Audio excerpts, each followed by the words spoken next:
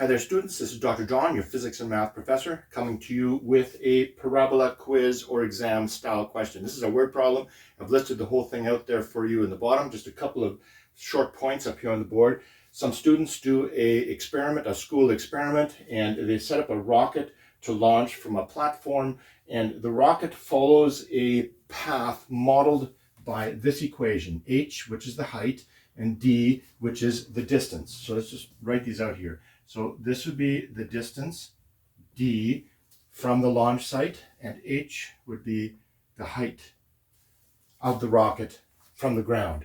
So it's modeled by this, h of d is equal to minus 5d squared plus 24d plus 30. And they want to know how far from the launch pad will the rocket be when it lands. And we want to have that to the nearest tenth of a meter. One of the hardest parts about doing these kinds of problems is taking the word problem and converting it into some sort of picture where you have the x and the y axis clearly labeled. So obviously this right here, the origin, this would be the 0, 0 point. This would be where d, or the x-axis, is 0, and y, the h-axis, is 0, the up and down axis as well. So there's a couple of things that you could just observe from this really quickly. Notice I built a platform up in the air. How did I know it was up in the air? Well, notice when d is equal to 0, which is the starting point, h is what? H is 30. So this distance up here, right away we know is 30 meters.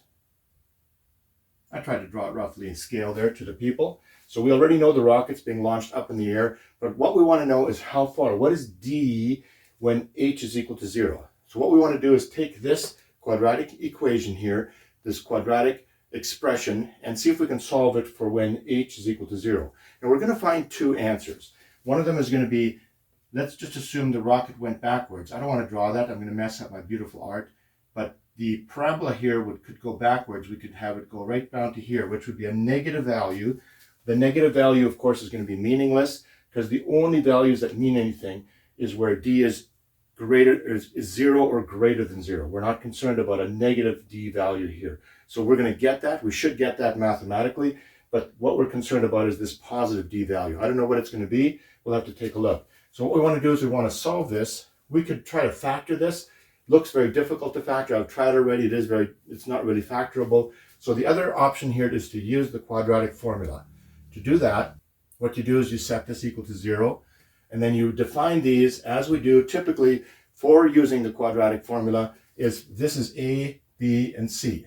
So it would be a would be equal to minus 5, b, which is this value here, is 24, and c is equal to 30. And then we use the quadratic formula. Remember the values of x, or in this case d. Often we would use x. I don't want to confuse you, so I just want to realize what we would usually say x is equal to negative b plus or minus the square root of b squared minus 4ac. All of this is inside the radical, divided by 2a. And the first thing that we do when we calculate these is calculate this thing inside the radical. It's called the discriminant. It would tell you whether you're going to have 0. If this is negative, you have 0 solutions. Or if you have 1 solution or 2 solutions. In this case, you know you're going to have 2 solutions. This is going to be a positive number. Let's just calculate it and see what it is. So b here, 24 squared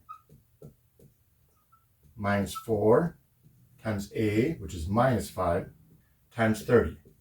Here we have a negative sign and a negative sign. We can make that positive. Erase that. So here we're going to have 20 times 30, so that's going to be about 600. And this here is going to be about 400, 500, something like that. Let me just write this all out and see if I can do this calculation for us. Actually, this is 576. You would think it'd be over 400. So the total of these two is going to be 1176. So that's our value inside of here. I'm just going to cheat a little bit here so I don't have to rewrite everything. And just stick that number right inside there. This is going to be 1176. And then I'll just replace everything here using this same quadratic formula here. This is minus 5. So this is going to be minus 10 in the bottom. So I'll make this minus 10. And b is 24. It's going to be a negative b though, so it's going to be a negative 24. So there we have all the components of our quadratic formula. Minus 24 plus or minus this. So here we have the answers here. Notice you're going to have a minus here and either a plus or a minus. This is going to be about 30. So it's going to be close to 24. So So you're going to have a negative number, subtract another negative number to give you a very large negative number, divided by a negative to give you a positive number. That's going to be this value over here. When you use the positive number, you're going to end up with positive on the top, divided by a negative number to give you a smaller negative number. I'll just give you the answers here, but just to show you how that would work.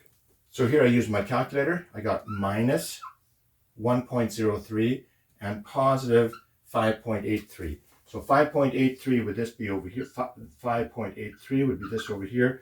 Minus 1 would be this over here. This point that I said was going to be negative. Minus 1. Now we wanted to have this to the nearest tenth of a meter. That means this would round up to minus 1, but we're not concerned about that because it's not a physical answer for us. This would round to 5.8. So we'll want to put the answer as 5.8 meters. When you write your answer down, I would always use a short sentence like, the rocket will land 5.8 meters from the platform. And this gives us a reasonable answer. I would have thought a rocket might go a little further, but it might be a very small play child's rocket because it's a school experiment. So I hope this helped you to understand this rocket question. If it did, like and subscribe, and I will see you in the next video. Bye-bye.